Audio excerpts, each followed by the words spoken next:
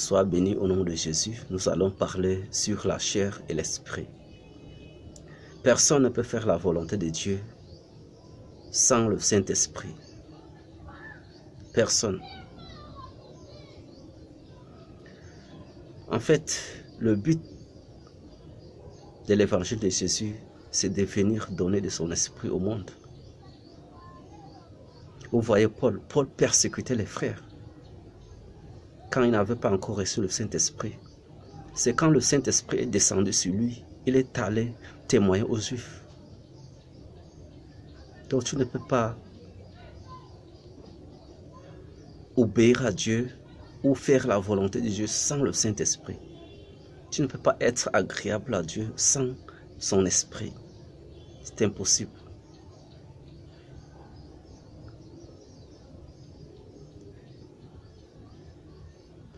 Nous allons voir dans le livre de Romains, chapitre 8, verset 8. Il est écrit: Or, ceux qui vivent selon la chair ne sauraient plaire à Dieu. Ceux qui vivent selon la chair ne sauraient plaire à Dieu. Paul était encore dans la chair. Paul n'avait pas encore reçu l'Esprit de Dieu. Il persécutait les frères.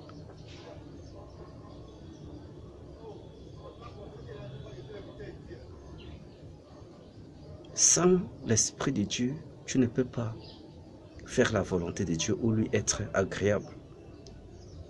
Tu ne peux pas lui plaire sans l'Esprit de Dieu. Nous allons voir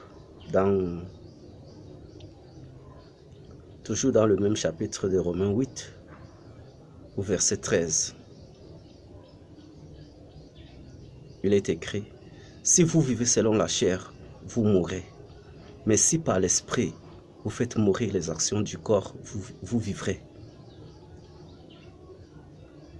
Toi qui as déjà reçu l'Esprit de Dieu, et si tu continues à vivre selon la chair, tu vas mourir.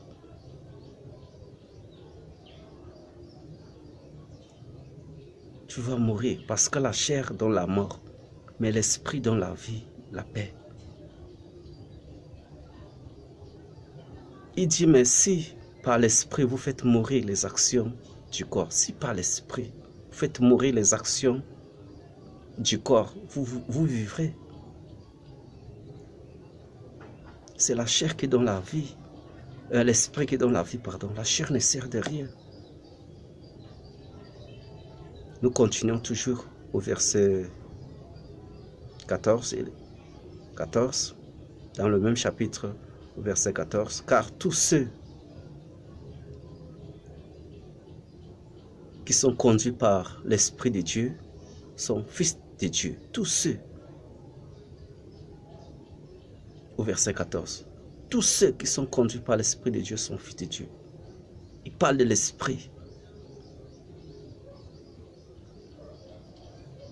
Il parle de l'Esprit. Si tu n'as pas reçu l'Esprit de Dieu, tu ne peux pas être agréable à Dieu.